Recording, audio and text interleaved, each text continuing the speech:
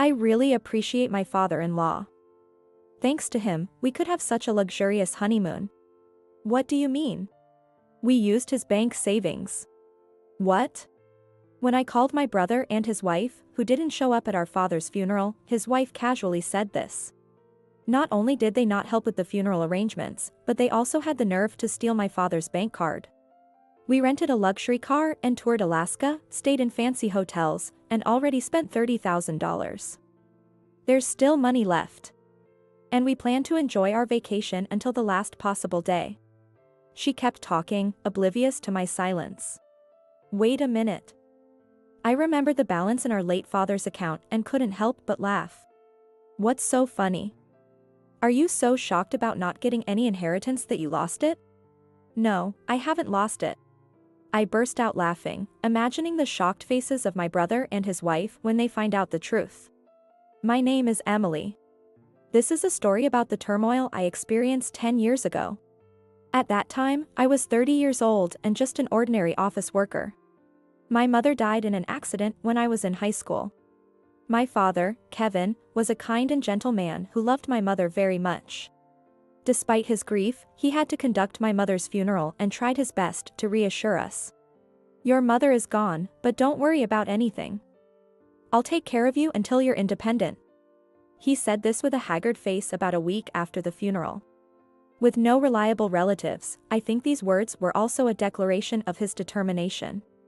Despite struggling with work and household chores, my father raised us without remarrying, and I respected him for that. But my younger brother, Keith, felt differently. While he had a good reputation and grades, Keith was obsessed with material things and money, always acting in his own best interest. Although my father tried his best with household chores, Keith constantly complained about his inexperience. Despite his complaints, he always claimed to be too busy to help out. Hey! Stop relying on Dad and me and at least take care of your laundry and dishes. Shut up. Legally, I'm still a kid. Kids are supposed to play and study. Right, Dad? Perhaps he was spoiled as the long-awaited son. My brother laughed at me for helping with the housework. Then, he casually said to our father, who was diligently preparing dinner, I told my friends about Mom, and they invited me to eat out with them. Can I have some money? Hey! Can't you see what Dad's doing? How can you say that? Seriously? Unlike you, I have friends. Come on, just $10. Here, take it. Don't stay out too late. My father gave him the money. Keith left the house without even thanking him. Seeing this, I got angry, but my father calmly said, at that age, friends are more important than family. It's just a phase. He'll settle down in a few years. However, Keith never seemed to mature, even as time passed. When he started college, my father paid all his tuition, allowing Keith to live as he pleased. Constantly asking for money and only coming home to sleep. By then, I had already found a job and started living alone in an apartment. I wanted to be independent and make things easier for my father. Seeing Keith, who depended on our father for everything despite being an adult, I couldn't help but criticize him. Keith scoffed, I got into a cheap college through my own efforts, so it's only fair that he gives me some spending money. If he didn't have money, he should have remarried some rich woman to make life easier. He mocked my father's love for my mother. I was stunned. I secretly told my father about Keith's true nature, but he either didn't know or didn't care. I didn't remarry because I didn't want to. And Keith is right that his efforts saved us money. As I said before, I'll do whatever I can as a parent. Living with Keith, my father said this, leaving me speechless. Even after graduating college and getting a job, Keith continued living at home without helping with chores or contributing financially. I earned this money, so I can spend it however I want. As long as I'm not independent, it's my father's responsibility to take care of me. Unapologetically, Keith said this while admiring a watch he had bought as a reward for himself. At this time, my father was nearing retirement. I suggested sending him money to help with his living expenses, but he refused. You don't live with me, so there's no reason for you to pay. Besides, you worked hard to earn your money, so you should use it as you see fit. If you have money to send, you should save it instead. With these words, my father continued working steadily, even after retiring, as a part-time employee. While my brother lived a carefree life every day, my father's modest lifestyle was hard to watch. So I started bringing him gifts on weekends to make him happy. A few years of this passed, and then, out of the blue, my brother contacted me, saying he wanted to introduce someone. When I arrived at the restaurant, I saw my father and brother in suits, sitting with a beautiful woman. "Emily, I'd like you to meet someone. This is Michelle. I've decided to marry her." The woman introduced as Michelle smiled and greeted me politely. I was relieved. She had a calm demeanor, and I thought my brother would finally become independent with this marriage. A few months after their wedding, I was assigned a major project at work and entered a whirlwind period. I didn't even have time to visit home, and before I knew it, 6 months had passed since I last saw my father. With my work settling down, I decided to visit home for the first time in a while. Just as I was thinking this, my father called. "Hello, Dad? It's been a while. I was thinking of coming home during my next break." "What? What did you say?" My father's words left me pale. He told me that after going to the hospital for a health issue, he was diagnosed with cancer and given 6 months to live. Confronted with this unexpected reality, I was in shock, my mind going blank. "They'll give you chemotherapy and other treatments, right?" Overwhelmed by anxiety, I felt my legs shaking. But my father's answer was unexpected. "No, I don't plan on doing that." "Why not?" "If you're worried about the money, I can help out as much as possible." "That's not it." "I'm sorry. I have things I need to do, so I can't just lie around. I will quit my job, though. Besides, your mom is waiting for me in heaven, right?" My father continued, sounding as if he had come to terms with everything. "Don't worry. I won't cause any trouble for you guys when I'm gone." Hearing him speak so resolutely, I couldn't help but shed tears. "Okay, if that's what you want, Dad."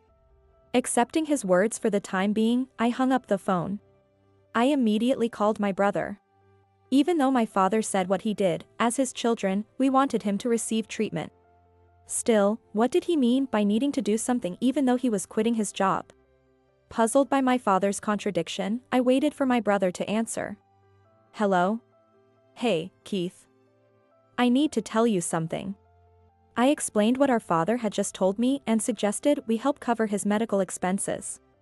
Our father didn't have cancer insurance, and with only 6 months left, the treatment costs would be significant. "You've been living at home for a long time and relying on Dad. Now's the time to show some filial piety. I'll chip in too. So let's help Dad together." "What? Why? What does he mean, why?" I was stunned by my brother's words. Instead of being concerned about our father's condition, he muttered something on the phone. "So, Dad has cancer. So that means the new house, oh man, will it be ready in time?" "What are you talking about? Emily, can Dad still handle work and the house? Michelle and I are worried about that. Are you serious? Did you even listen? Dad has only 6 months to live. Why do you care about that?" "Because we live with him." "What?" My brother wanted to save money for the future, so even after getting married, he continued living at our father's house. His wife, Michelle, not only didn't mind living with our father but actually jumped at the opportunity, saying, "We can save money, so absolutely." They moved in the day after their wedding. "We want to save up for a down payment on a condo. Dad's happily living with his cute son and my wife, and we get to save most of our paychecks. It works out great for everyone," my brother said smugly. Judging by his tone, he was still living a spoiled life.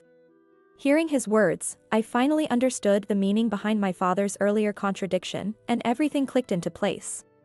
My father was overwhelmed with household chores every day, while my brother and his wife saved most of their salaries. It was easy to see how Michelle, witnessing my brother's lifestyle up close, would gradually lose any reservations and fully take advantage of my father. What cohabitation? This is more like parasitism. If that's the case, then there's no harm in using some of that savings to help Dad out. Why should we? I told you, our savings are for a house.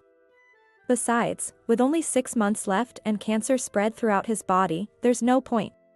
Treatment won't change much and will only burden him. It's a waste of money. A total waste. I was disheartened by my brother's cold words. This is a family emergency. Don't you want our parent to live even a day or a second longer? That's your opinion. Don't force it on me. Anyway, we won't spend a cent on unnecessary treatment. With that, my brother abruptly hung up the phone, and in my frustration and anger, I threw my phone onto the couch. I couldn't leave Dad in the care of my brother and his wife. I immediately arranged to terminate my apartment lease and decided to move back home. It would take some time, but I could still commute to work, and I'd be able to take care of Dad if anything happened. Most importantly, I wanted to spend as much time as possible with my father in his remaining days. A month later, when I returned home, the first thing I noticed was the disarrayed state of the house, reflecting my brother and his wife's chaotic lifestyle. Half-drunk beers, scattered cosmetics, and discarded clothes were everywhere. My father was slowly cleaning up after them. As expected, this so-called cohabitation was a farce. My father was practically raising 2 overgrown children. Don't worry about the house. I'll take care of everything. Thank you, Emily. I helped my exhausted father to bed, then turned back to the living room with a sigh. According to my father, my brother and his wife were initially shocked to hear that he had quit his job. But once they found out he received a substantial retirement payout, they relaxed and continued their lives as before. Moreover, they told him, if you want to continue living as before, we'll let you, and they continued relying on him for household chores and living expenses. I was beyond angry. I was utterly exasperated. My father said he wanted to do whatever he could to ensure his son's future happiness, but that kindness was only enabling my brother and his wife. That night, after my father went to bed, I returned to the living room and encountered my brother and his wife for the first time since coming home. Wait a minute. Had they always been like this? Maybe it felt more pronounced because I hadn't seen them in a while, but they seemed much more ostentatious than when they first got married. My brother glared at me irritably. Hey, Emily. Where's our dinner? Emily, you came here to do the chores instead of Dad, right? Then you should do them properly. The laundry is piling up. Emily, are you this lazy? No wonder you're still single. Listening to them whine like children, I felt a headache coming on. I expected this, but for their first words to their sister in a long time to be complaints? I could overlook their complaints about me, but couldn't they at least show some concern for our father's condition? Listen, I'm here for Dad. I'm not here to take care of you too. What? You expect us to do the chores? We're working late every day. Yes. Most adults, including Dad and me, manage our own chores regardless of work.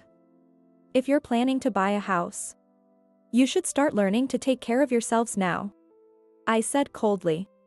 My brother and his wife kept insisting I do the chores, but when they saw I wouldn't budge, they eventually gave up and stopped speaking to me altogether. They showed no concern for our father's health, staying either in their room or out of the house most of the time. I assumed they were using their savings to pay for laundry services, hotels, or public baths. I noticed that our stockpile of instant noodles and juice was disappearing, and their clothes would sometimes end up mixed with our laundry. Despite my frustration, I was too busy with work, household chores, and caring for my father to complain. As long as they didn't force their chores on me or my father, I chose to turn a blind eye. What concerned me most was my father's condition. With each passing day, he grew weaker, spending more time in bed. I dedicated myself to his care and to helping him organize his affairs, trying to fulfill his wishes as best as I could. However, my father resisted all forms of life-extending treatment and medication, and a little over 6 months later, he lost consciousness and was taken to the hospital, where he passed away. Even after my father was hospitalized, my brother and his wife didn't show up, and I had to call them to inform them of his passing. I'm arranging the funeral right away. Be ready for that. Okay. My brother seemed a bit flustered. Maybe hearing about our father's death finally made him realize the reality of the situation. I sent my father to the funeral home and returned home to find it empty. Yet, I felt no emotion. I had no expectations left for my brother and his wife. I began the funeral arrangements immediately and served on my lead. Thanks to my father's prior preparations, everything went smoothly. The funeral proceeded without any issues, and I found comfort in the kind words and tears of the attendees mourning my father. My brother and his wife never showed up for the funeral. I was appalled by their rudeness and tried to contact them, but my calls kept going to voicemail. I finally got in touch with them a week after the funeral. "Hello, Emily?" It was his wife who answered the phone. It sounded unusually noisy on the other end. "He's at the front desk taking care of some paperwork right now, so he can't come to the phone." "Sorry." "What? Front desk? Paperwork? Where are you two, not even attending the funeral?" "We're at a hotel. We're in Alaska right now." "What?" "Well, we got a long leave for bereavement. We're taking a belated honeymoon. Skipping our father's funeral to use their bereavement leave for a honeymoon." I was stunned by my brother and his wife's outrageous mindset, left utterly speechless. But his wife continued nonchalantly, and her next words left me even more shocked. "We're really grateful to Dad. Thanks to him, we could have such a luxurious honeymoon." "What do you mean?" "Oh, Emily, you haven't realized yet? We borrowed the bank book from the valuables drawer and used Dad's savings." "What?" "We only had one valuables drawer at home. It was a small drawer that could be locked, where we kept all the family's valuables. The keys were held by my father, my brother, and me. Since I was managing my father's key, his wife must have borrowed my brother's key to open it." She continued, proudly, not at all ashamed of their actions. "While you were busy, we took action. The bank account would be frozen after the death certificate was issued, right? So, right after we got the call from the hospital, I rushed to the bank. It was quite a rush. While I was at the bank, my husband took care of the travel and car rental arrangements. This was all Keith's plan. We're smart, aren't we?" From an outsider's perspective, they were acting like looters, yet they had the audacity to speak that way. I was left completely speechless. Thanks to that, we toured Alaska in a luxury rental car, stayed in fancy hotels, and have already spent $30,000. There's still money left. And we plan to enjoy our vacation until the very last day of our leave. It's fine, right? She continued talking while I remained silent. Wait a minute. I recalled the balance in my father's account and realized something didn't add up. Considering one possibility, I burst out laughing. My sudden laughter puzzled her. What's so funny? We have the right to our inheritance. Or are you so shocked about not getting any that you've lost it? I laughed as I answered. By the way, did you check whose name was on the account? Huh? The name? Of course, I did. All right. Anyway, do as you please. I wasn't expecting to receive any inheritance. Annoyed, she abruptly hung up the phone. Good riddance. I was determined to teach these irresponsible, spoiled people a lesson. A few days later, my brother and his wife came back in high spirits. As I continued organizing the house, I approached them. You mentioned buying a condo. Does that mean you won't be living in this house? If necessary, I can transfer the title. We don't need this old house. We're planning to move soon anyway. Do whatever you want with it. Got it. I'll take care of it. There's probably nothing valuable left in the house after the pre-mortem arrangements. But if there are any mementos or things you want, feel free to take them. We don't need anything. We don't want to take old stuff to our new place. His wife said with a haughty attitude, then left with my brother to look for a new home. Their lack of help with cleaning and paperwork was actually a relief. As they finalized their decision to buy a condo, I began the process of selling our family home. I also moved to an apartment closer to my workplace. Not long after, I received an unusual call from my brother. He sounded frantic. Emily, did you take my money? Most of my savings are gone. Just as I thought. I calmly asked. I didn't do anything. Can you tell me the date and time the money was withdrawn? Ah, it was right before our honeymoon. My brother muttered the dates and times. At that time, I was still at the hospital. I had just been informed of Dad's passing. If you doubt me, you can check with the hospital. After that, I was busy with the funeral arrangements and hardly had a moment to myself. He must have had his phone on speaker. I heard his wife gasp on the other end of the line at my words. What's wrong? Did you take my bank book by mistake? Exactly. Dad's account was almost empty due to pre-mortem arrangements. What? Their voices overlapped in disbelief. Having never helped with Dad's care or the pre-mortem arrangements, they were clueless. When Mom passed, Dad forgot to withdraw from her account before it was frozen. He said it was a struggle to cover the funeral costs. Thanks to someone's spending habits, there wasn't much saved up. Dad wanted to ensure the funeral was covered, so we withdrew the money. There was nothing to withdraw from Dad's nearly empty account. Moreover, my father's name was Kevin, and my brother's name was Keith. In a rush and in poor lighting, it wouldn't be impossible to mix them up. His wife angrily confronted me. How could you not tell us? Why should I? You used your own savings for your trip. There's nothing I needed to say. They had abandoned their father's funeral for a vacation. I had no reason to be kind. What are we going to do? We can't pay the down payment for the condo now. That's not my problem. You're the one who made this plan. As the two argued on the other end of the line, I intervened. If you can't move into the condo, maybe you should look for an apartment instead of fighting. Huh? Why rent an apartment when we have a house to live in for free? What are you talking about? I frowned at my brother's response. Yeah, we'll live here until we save enough for the condo. Just transfer $200 a month for maintenance. Emily, you'll be happy to keep the house full of memories for just $200 a month, right? This brother and his wife were hopeless. I hadn't said anything, yet they were already excitedly celebrating as if it was a done deal. I had no choice. I had to bring these two living in their fantasy world back to reality. That's not possible. Why not? You live alone, and you could help out your cute little brother a bit. It's not about that. The thing is, the house has already been sold. What? My brother and his wife had been so caught up in their honeymoon and condo plans that they only focused on themselves. I could imagine their faces, full of confusion and shock. You didn't hear anything. I checked with you, and you both said to do whatever I wanted with the house. You even said you didn't need it. So, take responsibility for your words and get out. Goodbye. Wait. Before he could say anything else, I hung up.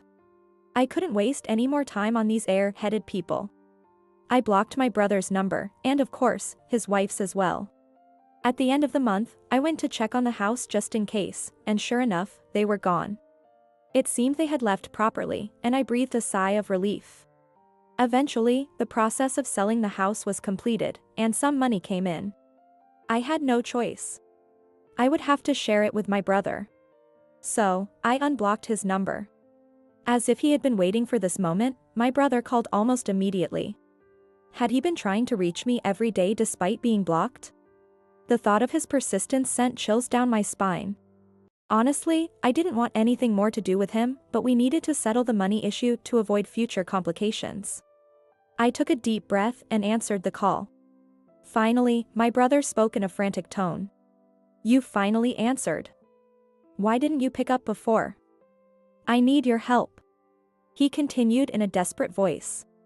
We moved into a new apartment thinking it would be fine, but the rent and utilities are high, and she won't do any housework. In short, after abruptly renting an apartment, they couldn't handle paying the bills or managing household chores because they had always relied on Dad for everything. My brother whined incessantly. It seemed they had finally realized just how dependent they had been. You finally understand how spoiled you've been. All his life, he had been constantly asking Dad for money and relying on him for everything, living off him completely. Suddenly being thrown into the real world, it was no wonder he couldn't cope. However, it was also Dad's fault for enabling them to become this way.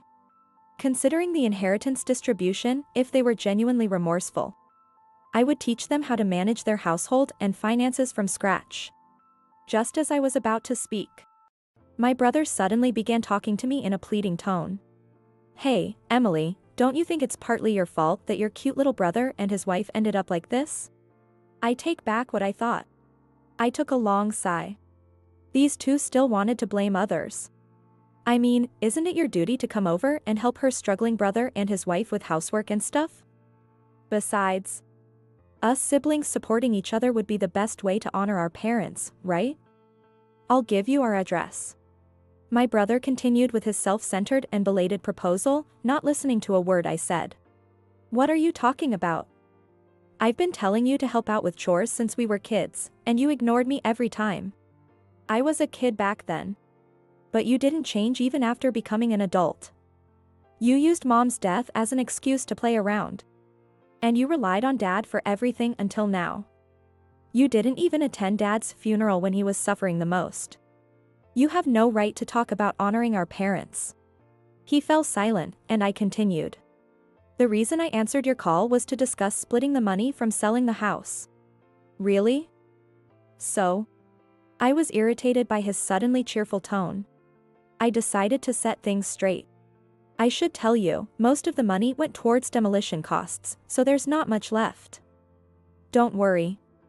Unlike you, I have a sense of responsibility. I'll send your half via registered mail. Consider it a severance payment." "What? Don't you get it yet? I don't ever want to have anything to do with you two again." "To you? We were just convenient helpers or ATMs. Did you ever do anything for our family? You took advantage of Dad's kindness and ignored all my warnings. And this is the result.